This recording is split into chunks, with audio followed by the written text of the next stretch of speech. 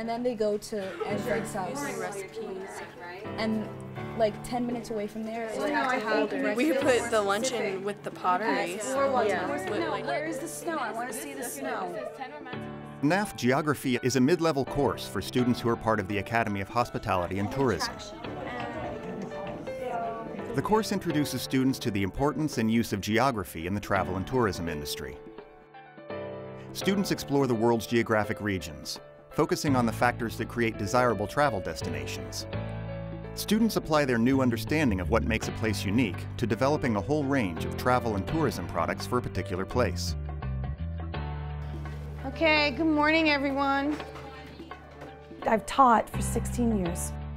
I've always taught geography in the realm of world history, American history. Just telling them about a place doesn't work. They need to get involved in it, and that's what attracted me to the NAF curriculum.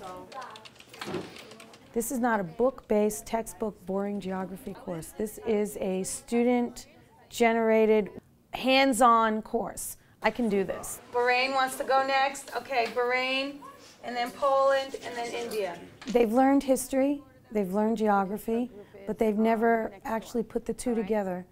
And now they're seeing how the history, how the people of a particular place affect who travels there, affects how the culture is developed, and it makes more sense. So we're having a good time. Ms. Gambicki, she gave us an assignment that we had to take a country, right, and figure out a type of tour that we wanted to do. So there was a whole list of like food tours, historical tours, etc. that we could do. We picked a historical tour, and because Poland is so well known because of its suffering because of World War II and the Holocaust, we did just that. They could go there and they could stop at a coffee shop that's like, I did research, it's this beautiful historic coffee shop that we had them stop at a restaurant beside a lake and just eat lunch there. And that was a place that Anne Frank's father often ate lunch. So it was kind of combining historical and cultural at the same time. Time to do that, so let's put like 2:30, right? 2:45. The itinerary that I prepared was about the cuisine of Poland. It's a 2-day tour, and you go around Poland and you make the traditional food of Poland. You actually make it, and you can eat it there, or you could take it back to your hotel room.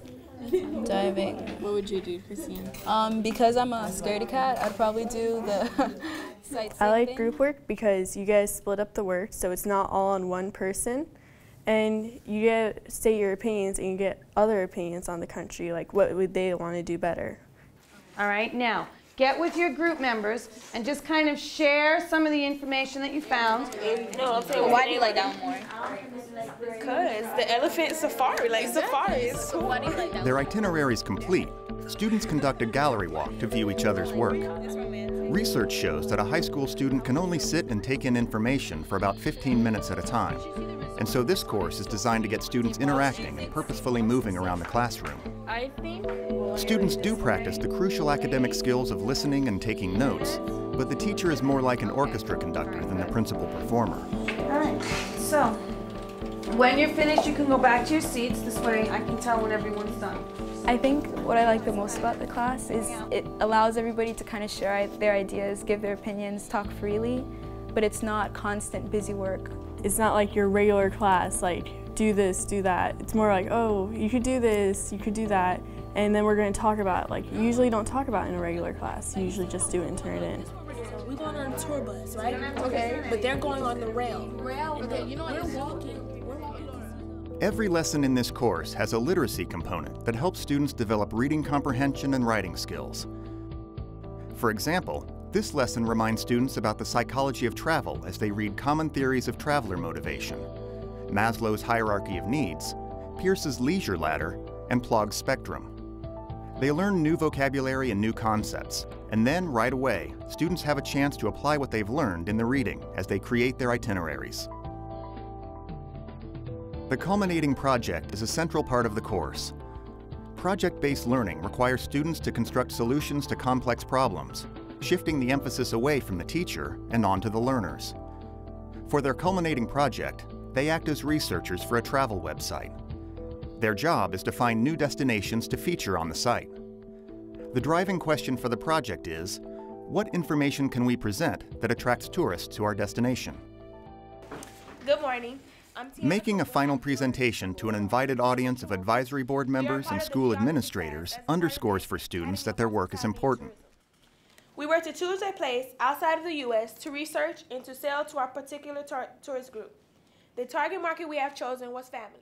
The wonderful thing about Poland is that they haven't let their negative aspects of their history impact their future. So it says, think hiking in remote mountains and horse riding in the countryside. Think sandy beaches and rippling waves, great music and great people. Think comfortable getaways that don't break the pocketbook. And just think Poland. Think Poland. Okay. Their work is also authentic. They can put the storyboard for their webmercial into their portfolios to show during an interview for an internship. Components of each culminating project are chosen with these practical concerns in mind. In addition to creating real-world projects, students have a chance to talk to professionals currently working in the field. These opportunities for interaction are built into every NAF course. If I had to pick any country to do research on, the last country I would have picked is Poland. But it's so rich in culture, and that makes you kind of second guess your opinions about other places, you know? Question what you thought about it before.